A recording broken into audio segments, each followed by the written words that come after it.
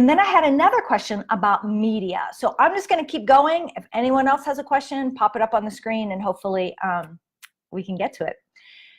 The next question was about media and specifically with teens, but I feel like it's very applicable for all ages. I mean, sometimes you see kids in the basket at the shopping center on their phones, shopping with mom. So all kids are using media.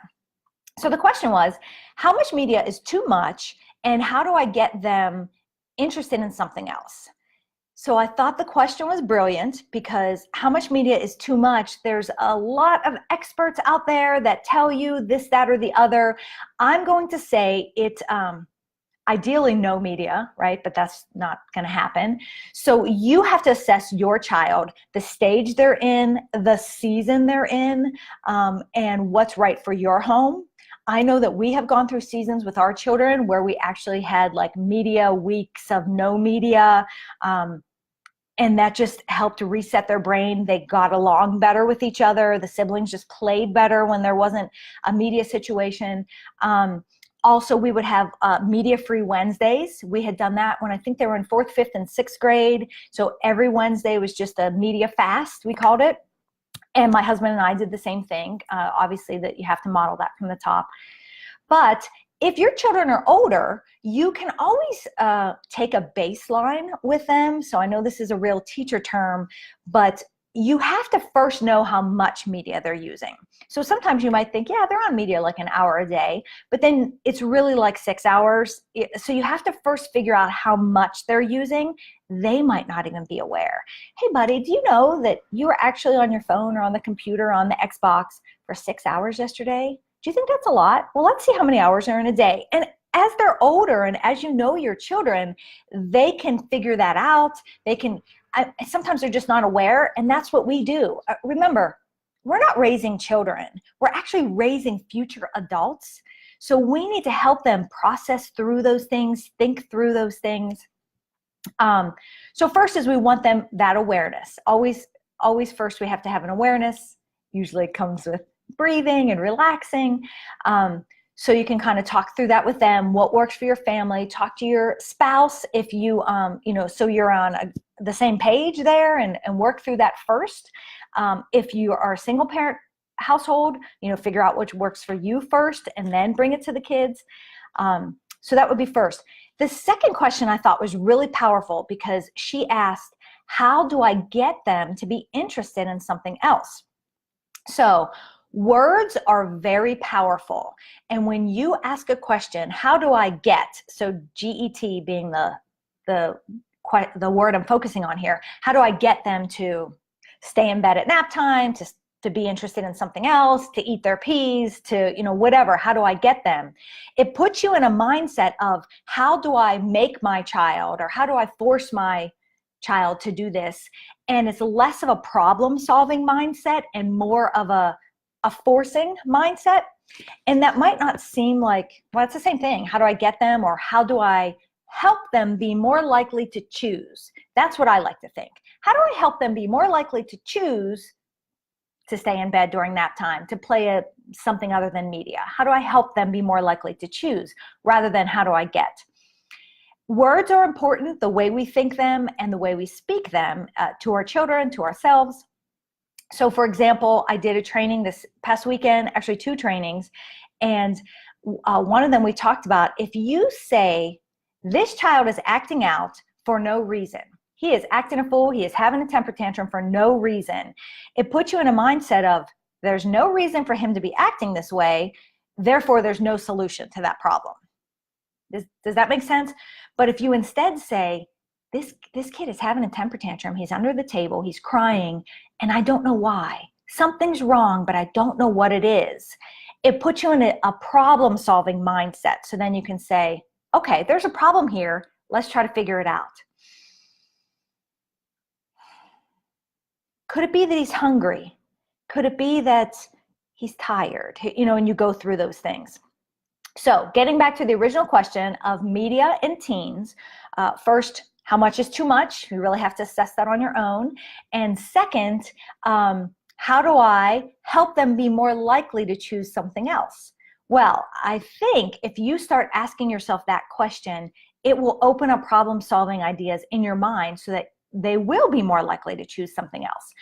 So just telling you what we do with our boys, we say to them, and they're both 13, one's going to be 14 next week, and but we'll say, as long as your responsibilities are done, then you can do media.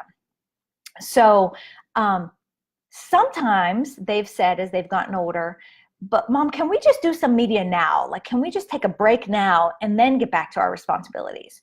So we've tried to do some of that, and sometimes it works, but then sometimes it doesn't because they lose track of time and the responsibilities don't get done. So then that's been a great time for conversations to say, hey, I noticed you did this and you didn't get to the media. And then they have consequences that make sense and help them be more likely to choose the right thing the next time. Meaning, one of our boys didn't get through his responsibilities, and because he was watching TV. And so he was supposed to go, I guess they're not called play dates when you're 13, but he was supposed to go hang out with a friend, and he couldn't go because he still had responsibilities he had to take care of. He had some school responsibilities, he had some home responsibilities, and we try to call them responsibilities rather than chores because we're a family and we all have responsibilities. So that really hurt him, in that he really wanted to hang out with his friend and he couldn't because of the choices he made. And believe me, it hurt me too, because I wanted him to go hang out with his friends so I could have some alone time.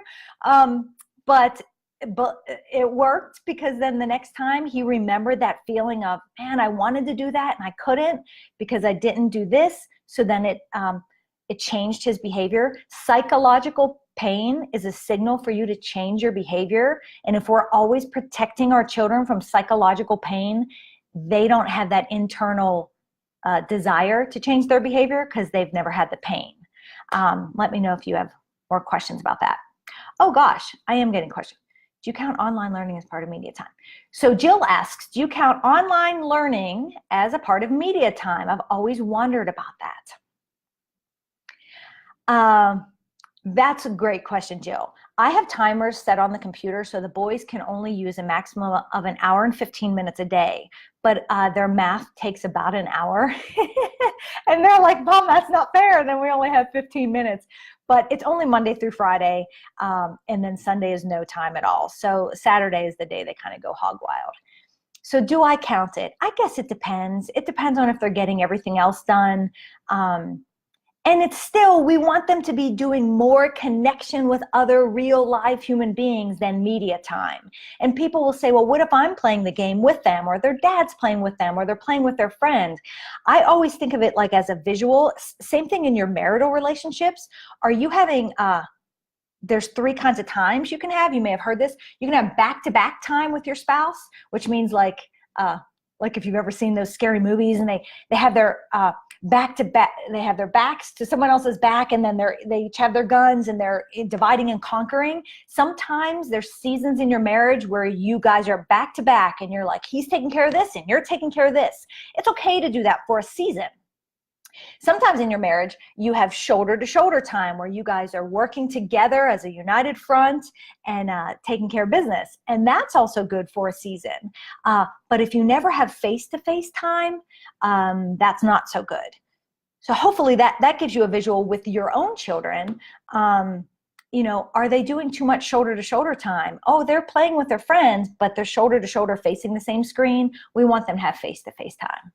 So, that has gone, hey, Rebecca, good morning. That has gone on. Now we've gone on 20 minutes. I've never gone so long before. I apologize. I really like to keep them short because I know you moms are busy. But it was great talking with you this morning. Please continue to email your questions. I promise I'll get to them at least the last Tuesday of every month during the lives of Q&A.